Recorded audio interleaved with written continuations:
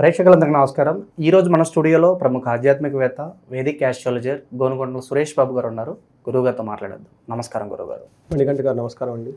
గురుగారు, జూన్ మాసంలో ధనుసు రాశి వారి పరిస్థితి ఏ విధంగా ఉండబోతుంది? ప్రజెంట్ ఉన్న గ్రహస్థితి బట్టి ఎలాంటి జాగ్రత్తలు, రెమెడీస్ వీళ్ళు తీసుకుంటే బాగుంటుందంటారు?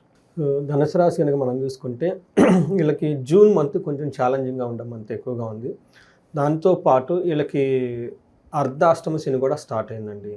దానితో ఈ గురువు రీసెంట్గా మారటం వల్ల మంచిగానే ఉంటుంది. అయితే 1 మంత్ గురువు యొక్క ఇచ్చే ఫలితాలను ఇవ్వడం, దానికి విపరీత వేద ఉండటం వల్ల శని ఇబ్బందులు పెడుతూ ఉంటారు. గురువు మంచి చేయాలి కానీ మంచి చేయడు. వేరే గ్రహాలు కూడా అంత అనుకూలమైన పొజిషన్లో లేరు కాబట్టి ఈ మంత్ వీళ్ళకి చాలా ఛాలెంజింగ్గా ఉంటుంది.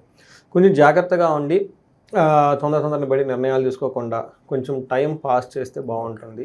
ఏదైనా పెద్ద రిస్కీ పనులు చేయకుండా నార్మల్గా సింపుల్గా వాళ్ళ పని వాళ్ళు చేసుకుంటూ వెళ్ళిపోతే బాగుంటుంది. ఇంటర్పర్సనల్ స్కిల్స్ బాగా మెయింటైన్ చేస్తే చక్కగా ఉంటుంది. మెయిన్ మనీ విషయంలో ధనుసు రాశి వాళ్ళకి అర్ధాష్టమ శని ఉండటం వల్ల ఇంటికి సంబంధించిన వ్యవహారాలు కేర్ఫుల్గా ఉండాలి. సో ఇంతకుముందు ఉన్నట్లు ఎలా పడితే అలా ఉంటే కుదరదు. శని జాగ్రత్తగా డిసిప్లిన్లో పెట్టేసి చూస్తూ ఉంటారు కాబట్టి ఏది పడితే అది చేస్తే అయిపోయే టైం పోయింది. వీళ్ళకి కొంచెం వరకు ఆలోచించుకొని భద్రంగా ఉండాలి. అట్లా ఏమంటారు, ఇప్పుడు ఇంట్లో నాన్నగారు మన ఇంటి ముందు ఉన్నాం, ఇంట్లో నిదానంగా వెళ్తాం, ఎట్లా పడితే అట్లా మాట్లాడడం అవును కదా. పెద్దవాళ్ళు వాళ్ళు ఎవరు లేనప్పుడు మన హీరోలు. ఇది కూడా శని ఉండటం వల్ల ఒక పెద్ద ఆయన నుంచొని ఉన్నాడు, కేర్ఫుల్గా చూస్తున్నాడు, అబ్జర్వ్ చేస్తున్న ఒక మైండ్ సెట్ని డెవలప్ చేసుకోవాలి. ఈ మంత్ ఇంకా వీళ్ళు కొంచెం జాగ్రత్తగా ఉండాలి. ధనుసు రాశి కనుక చూసుకుంటే ఇందులో మూల 1, 2, 3, 4 పాదాలు, తర్వాత పూర్వాషాఢ 1, 2, 3, 4 పాదాలు, ఉత్తరాపాదం ఫస్ట్ పాదం వీళ్ళంతా కనుక మనకు ధనుసు రాశిలో ఉంటారు. పేరు బలం కనుక మనం చూసుకుంటే వీళ్ళకి ఏ, యో, బా, బి, భూ, దా, భా, ధా, భే అన్న అక్షరాలంతా కూడా మనకి ఈ ధనుసు రాశిలో వస్తారు. వీళ్ళకి గ్రహ సంచారం స్థితిని బట్టి కనుక మనం చూసుకుంటే సూర్యుని సంచారం మిథున రాశిలో ఉంది. బుధ సంచారం వచ్చేటప్పటికి మిథున రాశిలోనే, శుక్రుడు మీన రాశిలో ఉన్నారు, కుజుడు వీళ్ళకి సింహరాశిలో ప్రవేశిస్తూ ఉన్నారు. ఈ యొక్క 4 గ్రహాల స్థితిని బట్టి కనుక చూసుకుంటే జూన్ 15న, జూన్ 6, జూన్ 1 నుంచి వచ్చేటప్పటికి శుక్రుడు, కుజుడు వచ్చేటప్పటికి జూన్ 7. అంటే వీళ్ళకి ఎక్కువ ప్లానెట్స్ అన్ని ఫస్ట్ వీక్లో, సెకండ్ వీక్లో ఎక్కువగా ప్లానెట్స్ యొక్క చేంజెస్ ఉన్నాయి. ఈ యొక్క ప్లానెట్స్ చేంజెస్ వల్ల వీళ్ళకి ఎలా ఉందో చూద్దాం. అయితే ఫస్ట్ మనకి రాశి ఫలాలకు వెళ్ళబోయే ముందు ఈ మాసం మనకి జూన్ మంత్ అంతా జ్యేష్ఠ మాసంతో నిండి ఉందండి. జ్యేష్ఠ మాసం వచ్చేటప్పటికి ఇందులో ఒక ముఖ్యమైన రోజు ఉంటుంది, పౌర్ణమి. జ్యేష్ఠ మాసంలో వచ్చే పూర్ణిమ చాలా విశిష్టమైన పూర్ణిమ ఇది. దీన్ని మనకి ఏరువాక పున్నమి అని అంటాం అనమాట. మనకి విలేజెస్లో అత్యంత గొప్ప పండుగని మనం చెప్పుకోవాలి. ఈ రోజున నాగలతో పొలాలను దున్నటం, అన్ని దున్నటం చేస్తూ ఉంటారు. తర్వాత ఎద్దులకి అలంకరించుకోవటం, ఊరంతా ఊరేగింపుగా చేయటం, గ్రామ దేవతను పూజించుకోవటం, ఇలా చేసేస్తూ ఉంటారు. ఇప్పటికీ చేస్తూ ఉంటారు అన్ని చోట్ల. అది అంటే అగ్రికల్చరల్ యాక్టివిటీ స్టార్ట్ చేయడానికి బెస్ట్ రోజు అని మనం చెప్పుకోవాలి. ఈ రోజుకి ఇంకా వేరే విశిష్టత కూడా ఉన్నాయి మనకి. ఈ రోజున ఏరువాక పున్నమి, దాన్ని మనకి జ్యేష్ఠ పూర్ణిమ అంటే దీనికి వట సావిత్రి వ్రతం అని ఒక వ్రతం ఉంటుందండి. ఇది మనకి సినిమాల్లో అటు ఇటు నెగిటివ్గా చేశారు కానండి, బట్ రియల్ లైఫ్లో చాలా కేసులు నాకు రీసెంట్గా వచ్చిన కేసుల్లో ఒకటి బాగా ముఖ్యమైన కేసు ఏంటంటే, అమెరికా నుంచి ఒక లేడీ ఫోన్ చేసిందండి. Love marriage, 5 years love. తర్వాత ఇంట్లో వాళ్ళు ఒప్పుకోలేదు. మొత్తానికి ఏంటంటే వాళ్ళు అమెరికాలో ఉన్నారు కాబట్టి తెలుగు అబ్బాయి, సేమ్ కాస్ట్, మొత్తానికి పెళ్ళికైతే ఒప్పుకున్నారు, అయిపోయింది. పెళ్ళి అయిన తర్వాత వాళ్ళ మధ్య ప్రాబ్లమ్స్ రావడం స్టార్ట్ అయింది. వాళ్ళిద్దరూ సపరేట్గా ఉంటున్నారు. ఈ లేడీ నాకు ఫోన్ చేసింది, ఏంటండి ఇలా ఉంది సిచ్యువేషన్, కొన్ని రెమెడీస్ అన్ని చెప్పేసి అనుకోండి. ఇలాంటి పరిస్థితి కనుక ఎవరికైనా కనుక ఫేస్ చేస్తూ ఉంటే ఈ రోజున ఒక చిన్న రెమెడీ కనుక చేస్తే ఈ పెళ్ళైన దంపతుల మధ్య అన్యోన్యం పెరుగుతూ ఉంటుంది. రెండోది, నాకు ఒక లేడీ ఫోన్ చేశారు విజయవాడ నుంచి, అక్కడి నుంచి. ఏమండి మాకు మురుగుముందు కావాలండి, వశీకరణ మంత్రాలు కావాలండి, ఇవన్నీ అడుగుతూ ఉంటారండి. సో నేను ఏదో చెప్పేసాను అనుకోండి. బట్ వీళ్ళంతా ఏంటంటేనండి, వాళ్ళ హస్బెండ్ వాళ్ళ దగ్గర ఉండాలి, ఓకే, వాళ్ళని జాగ్రత్తగా చూసుకోవాలి. పెళ్ళయింది అంటే రకరకాల రీజన్ వల్ల హస్బెండ్ దూరంగా ఉంటారు. ఇలా అన్యోన్యత కావాలి, మా హస్బెండ్ మాకు కావాలనుకునే వాళ్ళకి వట సావిత్రి వ్రతం చేసుకోవాలి. అయితే అది మనకి యూట్యూబ్లో అంతా దొరుకుతుంది.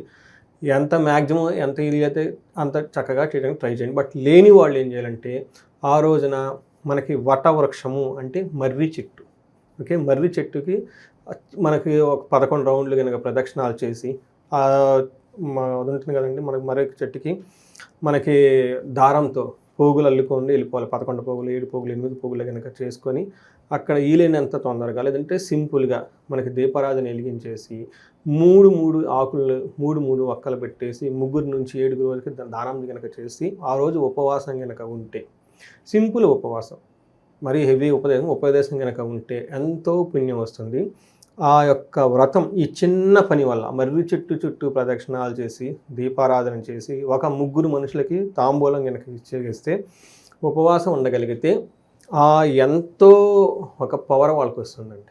ఎంత పవర్ వస్తుందంటే ఈవెను యమధర్మరాజు కూడా వాళ్ళ దగ్గర నుంచి హస్బెండ్ని వేరు చేయలేరు. అందుకే మన సతీ సావిత్రి అంటారు కదా, బేస్డ్ అని దీని నుంచి జరిగిందనమాట. అంటే ఆ ఒక్క వ్రతానికి అంత పవర్ ఉంటుంది. ఆమెకు అంత పవర్ ఎలా వచ్చింది అది తీసేయండి, అది సతీ సావిత్రి ఏముండి పట్టుకున్నా అదంతా మనకి సినిమాటిక్గా పెట్టారు. బట్ ఇక్కడ ఆమె ఏం చేస్తే ఆ పవర్ వచ్చిందంటే ఇది చేసిందనమాట. ఈ మర్రి చెట్టుకి ప్రదక్షిణాలు చేయటం వల్ల పున్నమి రోజున ఆమెకు ఆ పవర్ వచ్చింది. చాలామంది ఇది సింపుల్ రెమెడీ అండి. ఎంత రెమెడీ అండి, నథింగ్, ఇందులో రిక్వైర్మెంటే లేదు. ఆ డేట్ 11వ తారీఖున బుధవారం వస్తుంది, ఆ డేట్ని చేయాలి.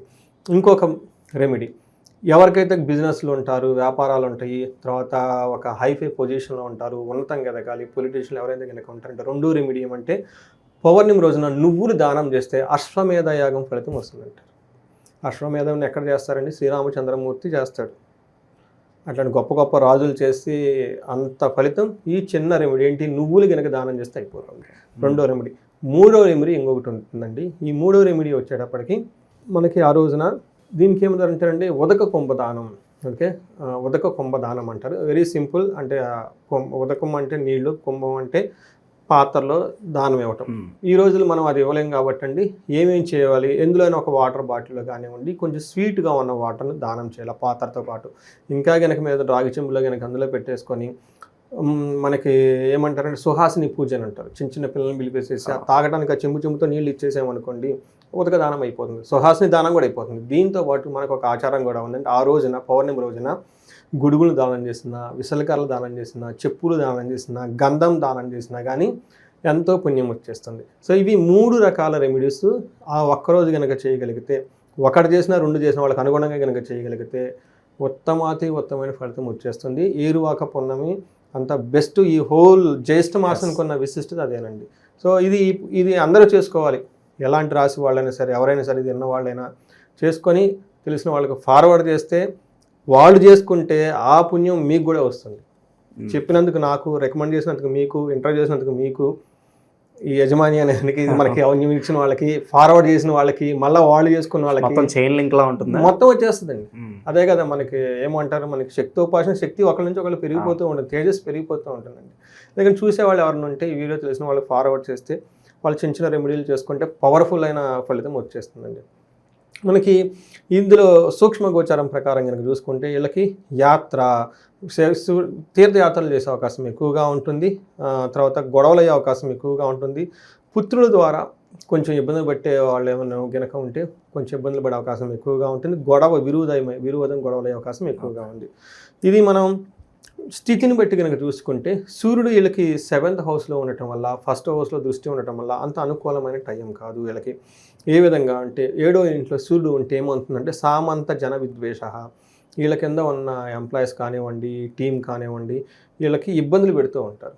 రెండోది ధారాసుతతో జన విద్వేష, వీళ్ళ పక్కన జనాలు ఎవరి నుండి వీళ్ళకి ద్వేషిస్తూ ఉంటారు. ధారాపీడ సుతామయం అంటే భార్యకు కానివ్వండి, పిల్లలకు కానీ కొంచెం అనారోగ్యం గురే అవకాశం ఎక్కువగా ఉంటుంది. ఉత్సాహ భంగకారిణి అంటే ఉత్సాహంగా ఏదైనా పని చేద్దాం అనుకుంటే దాన్ని భంగం చేసేవాళ్ళు ఎక్కువగా ఉంటారు. సో ఇది మనకి ఓవరాల్గా శని ఉండటం వల్ల భార్య బిడ్డలకి, తర్వాత ఎంప్లాయీస్ తోటి, లేదంటే వీళ్ళకి ఏదైనా పని చేస్తుంటే ఆటంకాలు కలిగించే వాళ్ళు ఎక్కువగా ఉంటారు. కాబట్టి మా నాన్న మీరు చక్కగా వేరే వాళ్ళని పట్టుకోకుండా ఇంటర్పర్సనల్ స్కిల్స్ మెయింటైన్ చేస్తూ ఫోకస్డ్గా మీ వర్క్ చేసుకుంటూ ఉండాలి. ఎక్స్పెక్ట్ చేయండి డిస్టర్బెన్స్ వస్తుందని, ఆ డిస్టర్బెన్స్ సెటిల్ చేసుకోవడానికి కొంచెం టైం పెట్టుకోండి, ముందుకు వెళ్ళిపోవాలి. ఫస్ట్ దృష్టి ఒంటి మీద ఉండటం వల్ల, 1st హౌస్లో తనుభావం మీద ఉండటం వల్ల శారీరకంగా టైర్డ్నెస్ ఎక్కువ ఉంటుంది, లేజీనెస్గా ఉండటం, ఏదో అయిపోతుంది ఏంటి అన్న ఒక ఉత్సాహం లేకుండా ఉండే అవకాశం, నీరసంతో కలిపిన వాతావరణం వీళ్ళకి ఎక్కువగా ఉంటుంది. కుజుడు 9వ ఇంట్లో ఉండటం వల్ల ఇది కూడా అంత మంచి టైం కాదు వీళ్ళకి. వీళ్ళు కొంచెం జాగ్రత్తగా ఉండాలి. వీళ్ళకి ఖర్చులు విపరీతంగా అయ్యే అవకాశం ఎక్కువగా ఉంటుంది. శత్రువుల నుంచి విపరీతమైన భయం వచ్చేస్తుంది, స్టమక్లో నొప్పి, కడుపులో పెయిన్, ఇవన్నీ వచ్చే అవకాశం ఎక్కువగా ఉంటుంది. అంతేకాకుండా 9వ ఇంట్లో కుజుడు ఉండటం వల్ల అశనాచ ధనశూన్యం, శోషణం, దేహపీడనం, స్థాననాశ విరోధం చ నవమస్తే ధారాసుతే 9వ ఇంట్లో కనుక దారాచుడు బుధుడు కుజుడు కనుక ఉంటే అన్న వస్త్రాలకి కటకటలాడే సిచ్యువేషన్స్ వచ్చేస్తుంది. శరీరం ఎండిపోయినట్టు ఉంటుంది, ఒళ్ళంతా నొప్పులు ఉంటుంది, స్థాన భ్రష్టత్వం. కొన్నిసార్లు వాళ్ళకి సమాజంలో గౌరవం పోయే అవకాశం కూడా ఎక్కువగా ఉంటుంది, వృధాగా ప్రయాణాలు చేసే అవకాశం ఎక్కువగా ఉంటుంది. అంటే కుజుడు వీళ్ళకి కూడా అంత అనుకూలంగా లేరని మనం చెప్పుకోవాలి. అయితే వీళ్ళకి కొంత బాగుండేది ఏంటంటేనండి, శుక్రుడు 5th హౌస్లో ఉండటం వల్ల కొన్ని విషయాలు చాలా బాగుంటుంది. ఇందాక నుంచి మనం చెప్పుకున్న విషయాల నుంచి వీళ్ళకి కొంచెం ఉపశమనం ఇచ్చేసి శుక్రుడు బాగా యోగ్యతనిస్తూ ఉన్నాడు. శుక్రుడు ఏ విధంగా వీళ్ళకి ఉపయోగం చేస్తుంటే దాసీ వృత్తి జన లాభ. వాళ్ళు ఇబ్బందులు పెడుతున్న దాసీ వృత్తిలోకి వీళ్ళకున్న ఎంప్లాయీస్, సబార్డినేట్స్, ఇంట్లో పనిచేస్తున్న మెయిడ్స్, వీళ్ళకి లాభం చేకూరుస్తారంట. అంతేకాకుండా నిత్య మృష్టాన్న భోజనం, చక్కగా భోజనం చేస్తారు. ధన ధాన్య అభీష్టార్థ, ధనం బాగుంటుంది, ధాన్యం విషయంలో బాగుంటుంది, అనుకున్న పనులన్నీ అనుకున్న విధంగా చక్కగా చేసుకుంటూ ఉంటారు, హ్యాపీగా వెళ్ళిపోతూ ఉంటారు. అయితే 11వ ఇంట్లో శుక్రుని యొక్క దృష్టి ఉండటం వల్ల లేడీస్ ద్వారా లాభం ఉంటుంది జెంట్స్కి. స్త్రీలు అయితే కనుక పురుషుల ద్వారా వీళ్ళకి లాభం ఎక్కువగా ఉంటుంది. ఏమైనా కనుక వాళ్ళ మధ్య మనస్పర్ధలు ఉన్నాయి, ఎంతమంది డిస్టర్బెన్సెస్ ఏమన్నా, లవ్ ఆర్ రొమాన్స్ ఇట్లాంటివి ఉండి మధ్యలో ఆగిపోయినా కానీ అవి మళ్ళీ రీస్టార్ట్ అయ్యి చక్కగా ఒక మంచి పొజిషన్లో ఉంటారని చెప్పేసి మనం తెలుసుకోవచ్చు. ఓకే గురుగారికి ఈ రాశిలో ఏ నక్షత్రాల వల్ల ఉంటారు, వాళ్ళకి ఎలా ఉండబోతుంది ఈ నెల? ఇందులో మూల, పూర్వాషాఢ, ఉత్తరాషాఢ నక్షత్రాలు ఉంటాయండి. సో ఇందులో మూల నక్షత్రం వాళ్ళకి ధనప్రాప్తి, రాజ్యలాభము పాజిటివ్ సైడ్లో ఉన్నాయండి. ప్రమోషన్స్ రావటము, ఉన్నతమైన పదవులకు వెళ్ళిపోవటము, ధనం ప్రాప్తి కల్పిస్తుంది. అయితే మనకి ప్రతికూలంగా నెగిటివ్ సైడ్లో కనుక చూసుకుంటే వీళ్ళకి దరిద్రము, అతి భయము, రోగము, భయము చూపిస్తుంది. అంటే టోటల్గా భయం పడి కలిపే సిచ్యువేషన్ ఎక్కువగా ఉంటుంది. హెల్త్ కాంప్లికేషన్స్ వచ్చే అవకాశం ఎక్కువగా ఉంటుంది. వృధాగా టూ మచ్ టెన్షన్ చేసుకునే అవకాశాలు సిచ్యువేషన్స్ వీళ్ళ చుట్టూ ఉంటాయి. ఏమీ లేదానికి ఎక్కువగా భయపడుతూ ఉండడం అనమాట. పూర్వాషాఢ నక్షత్రం వాళ్ళు కనుక చూసుకుంటే వీళ్ళకి ధనప్రాప్తి బాగుంది, లాభప్రదంగా ఉంది. ఛాలెంజ్ కనుక చూస్తుంటే దరిద్రము, అతి భయము ఉంటుంది. ఏదో ఒక విషయంలో వీళ్ళు భయపడుతూ ఉంటారు, బట్ దాన్ని టూ మచ్గా భయపడే టెన్షన్ తీసుకుంటూ ఉంటారు. ఫైనాన్షియల్ క్రైసిస్ ఎక్కువగా ఉంటుంది, దరిద్రం అని చూపిస్తుంది. కాబట్టి ఉత్తరాషాఢ నక్షత్రం వాళ్ళకి కనుక చూసుకుంటే ధనప్రాప్తి ఉంది, లాభం ఉంది, రాజ్య లాభం కూడా చూపిస్తూ ఉంది. వీళ్ళకి బంధనము, భయము అనే ఒక 2 ప్రతికూలమైన పరిస్థితులు, మానసికంగా ఉండే టెన్షన్స్ ఎక్కువగా ఉంటాయి. ఇవి వీళ్ళకి ఓవరాల్గా కనుక చూసుకుంటే నక్షత్రం ప్రకారం మనకి ఏమంటారు జూన్ మంత్ యొక్క ప్రిడిక్షన్ మనకు. గురుగారు ఇంకా మెరుగైన ఫలితాలు పొందాలంటే ఎలాంటి పరిహారాలు వీళ్ళకి బాగా అవసరం అంటారు? కొన్ని ప్రతికూల పరిస్థితులు కనిపిస్తున్నాయి, దాన్ని అధిగమించడానికి మంచి రెమెడీస్ అని ఉంటే తెలియజేయండి. వీళ్ళకి సూర్యుని వల్ల ధనప్రాప్తము, దరిద్రము 2 చూపిస్తుంది. సేమ్ సూర్యుడు ఫస్ట్ 15 days వచ్చేటప్పుడు ధనప్రాప్తి చక్కగా ఇస్తారు. తర్వాత అదే సూర్యుడు ఇబ్బంది కూడా పెడుతూ ఉండటం వల్ల, మిక్స్డ్ రిజల్ట్ ఉండటం వల్ల వీళ్ళు సూర్యుడికి సంబంధించిన ఉపాసన చేస్తే బాగుంటుంది. చాలా గాయత్రి మంత్రం చదవటం, బెస్ట్ ఆఫ్ బెస్ట్. చాలామందికి నేను చాలా వీడియోలో చెప్పాను, చాలామంది ఎంక్వైరీస్ కూడా వస్తున్నాయి. కొంచెం ఏజ్డ్ ఉన్న వాళ్ళు, రిటైర్మెంట్ అయిన వాళ్ళు, అంటే యాక్టివ్గా బయటకు వెళ్ళి పనులు చేయని వాళ్ళు, ఇంట్లో ఉంటుంటారు కదా లేడీస్ కానీ వాళ్ళు, వీళ్ళు అగ్నిహోత్రం నేర్చుకొని కనుక చేస్తే చాలా బాగుంటుందండి. నాకు చాలామంది మంచి ఫీడ్బ్యాక్ ఇచ్చారు. పెద్ద టైం కూడా ఏం పట్టదండి, హార్డ్లీ మీకు ఉదయం సాయంత్రం అగ్నిహోత్రం 10-15 minutes కంటే టైం ఎక్కువ పెడితే పెద్ద ఖర్చు కూడా కాదు. అది కనుక మీరు కనుక నేర్చుకొని ఈ అగ్నిహోత్రం కనుక చేయగలిగితే, అగ్నిహోత్రుడు ఎక్కడున్నా, అగ్నిహోత్రం ఎక్కడ జరుగుతున్నా అక్కడ లక్ష్మీదేవి ఉంటుందంట.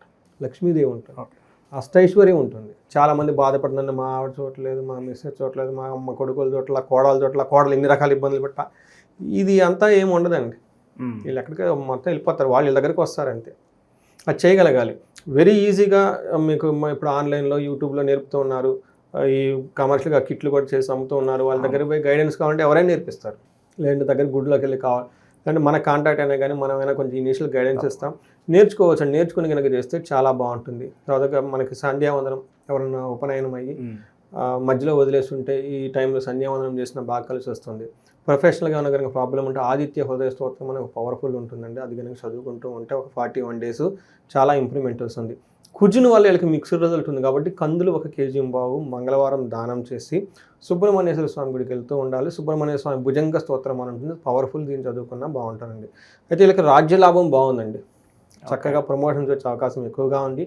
ఈ టైంలో రాజశ్యామలో హోమం చేయించుకుంటే చాలా చక్కగా బాగుంటుంది. ఒక 2 రోజులు దీక్ష పట్టి కనుక మిడ్ లెవెల్ మేనేజర్లు, నాయకత్వ లక్షణాలు, లీడర్స్, పొలిటీషియన్లు, అలానే కానీ బిజినెస్ పీపుల్ కూడా అండి. ఎందుకంటే వాళ్ళకి రాజ్యాధికారం ఉండాలి కదండి, వ్యాపారం ఎక్స్పాండ్ చేసుకోవాలి. ఇలా ఎక్స్పాండ్ మైండ్ సెట్ ఉండి వాళ్ళకి రాజు చేసుకుంటే చాలా బాగుంటుంది. శుక్రుని వల్ల భయం కలిపే సిచ్యువేషన్స్ ఎక్కువగా ఉన్నాయి.